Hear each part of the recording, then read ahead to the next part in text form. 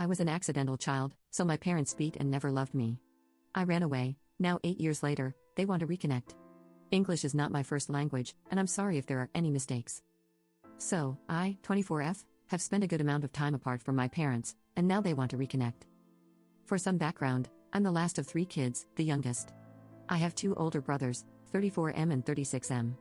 Of course, I wasn't wanted, I was an accident, and my parents never bothered to hide that from me. They didn't care about me at all. Ever since I can remember, they would hit me for any minimal mistake or throw things at me. They never showed me love, didn't attend any events, and never bothered to help me with school homework. I had to wash my clothes since I was around 8 and cook my own food.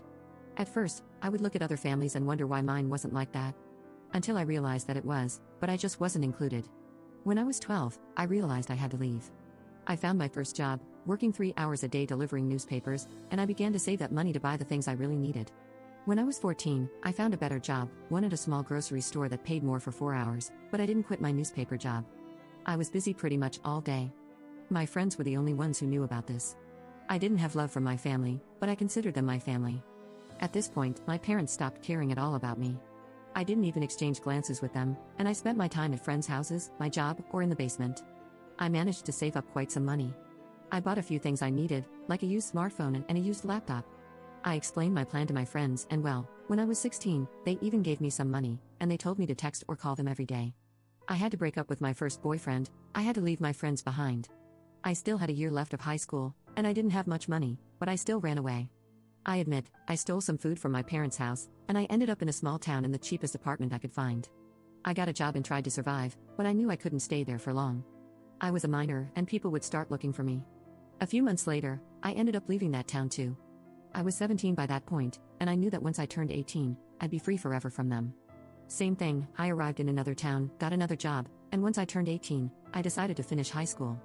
Things were really hard, but I managed to make some new friends, get a new boyfriend, who I'll call Dean, and have a better life than I ever had. Eventually, I chose to buy a small apartment with my savings. I enrolled in a community college, studied a short career, got a good job, and stayed in the town. Maybe I could have done better if I had a better family, but I don't, and I'm still happy with the things I've achieved. Dean and I got married, and now we both have good paying jobs, and we're saving up for the future, as we want to have our own restaurant. He's a chef, and even though I'm not, I did work as a waitress for a while and know how things work in a restaurant. With all that long context, I had been receiving calls from unknown numbers for a couple of weeks. Calls I've been rejecting and not paying much attention to. However, since I finally realized they were from the same number, I chose to pick up. I didn't recognize the man who was talking to me, but it was my older brother Ian. He asked me how things were going with me, and I answered that things were better than ever. He replied that he was glad to hear that. He then began to explain how my parents wanted to reconnect, and they wanted to hear from me. I refused completely. I told him that they were garbage to me, and when he kept insisting, I hung up. They have been insisting for months. I blocked multiple phone numbers, Instagram accounts, Twitter accounts, and emails. But it's just not enough, they keep insisting. I put my accounts on private, but the phone calls kept coming. I ended up changing my number, and I haven't received anything since then. But my friends from home are now telling me that they're bombarding their phones with calls and texts. I know this could be over if I agree to have a meeting with them, but I just don't want to. It's a closed stage of my life. Update 1. Well, a lot happened a week after I posted here. I ended up calling my older brother, Ian, and I agreed to a meeting with him at a restaurant in my town. I went with my husband, Dean, and my best friend, Anna. To my surprise, he didn't bring the parents. We talked, and he asked why I didn't want to meet my parents. After he insisted, I ended up confessing everything. He apologized for not being able to do anything about it since he was away and didn't think my parents would do something like that. I told him it wasn't his fault and asked why my parents suddenly wanted to meet with me. He responded that he talked with them, and they just said that they wanted their baby girl back.